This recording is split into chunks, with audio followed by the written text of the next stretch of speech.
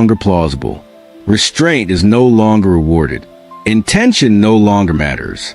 The system no longer cares why you act, only how effectively you destroy. Violence stops being tragic and starts being procedural.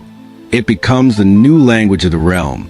This is the point of no return, not because blood is spilled, but because bloodshed no longer shocks anyone. The lie of Season 1 and 2 was that we can still fix this. Season 3 is the realization that there was never anything to fix. The machine is working exactly as it was designed.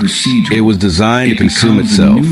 Most viewers will hate this interpretation. They will argue in the comments. They will bring up lore. They will point to specific scenes of Daemon Demon or Aemon Demon to prove who is worse. But that resistance is exactly what the system wants. If you are busy arguing about who is the villain, you aren't looking at the throne that created them. If you are busy defending, they will argue in the comments. They will bring up lore. They will point to specific scenes of Daemon Demon or Aemon to prove who is worse. But that resistance is exactly what the system wants. If you are busy arguing about who is the villain, you aren't looking at the throne that created them. If you are busy defending misinterpretation, they will argue in the comments. They will bring up the shit. They will point to the scenes of Daemon or Aemon to prove who is worse. But that resistance is exactly what the system wants. If you are busy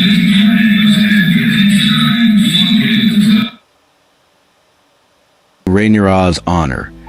You aren't looking at the thousands of small folk who are about to pay for that honor with their lives. Season 3 removes the comfort of being a fan. It forces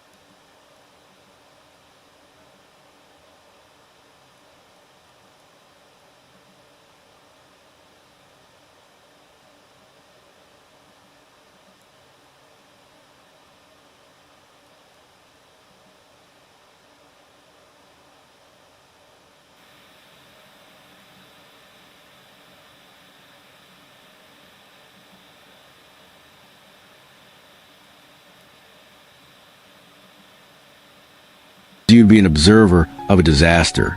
It is the end of teamism. When Season 3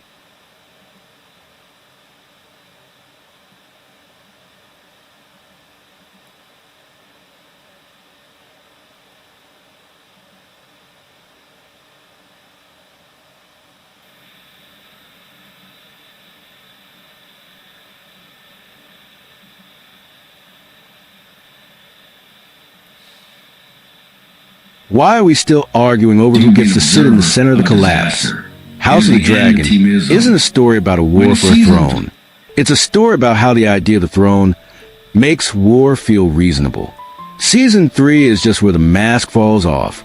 I want to hear your logic in the comments. Not your loyalty, your logic. If the war was inevitable, who is actually the villain? The person who started it, or the system that gave them the match? I want your answer.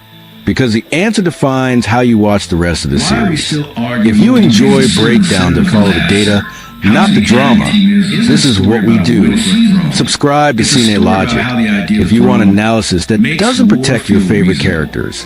We explain why they never had a chance. I want to hear your logic in the comments. Not your loyalty, your logic. If the war was inevitable, who is actually the villain? The person who started it? Or the system that gave them the match? I want your answer. Because the answer defines how you watch the rest of the series. If you enjoy breakdowns that follow the data, not the drama, this is what we do. Subscribe to CineLogic if you want analysis that doesn't protect your favorite characters. We explain why they never had a chance. I want to hear your logic in the comments.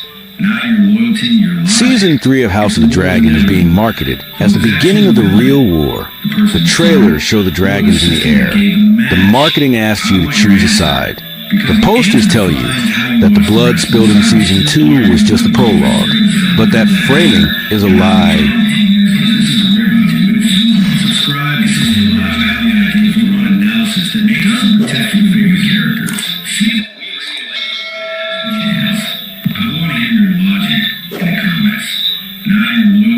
Season 3 of House of the Dragon is being marketed as the beginning of the real war.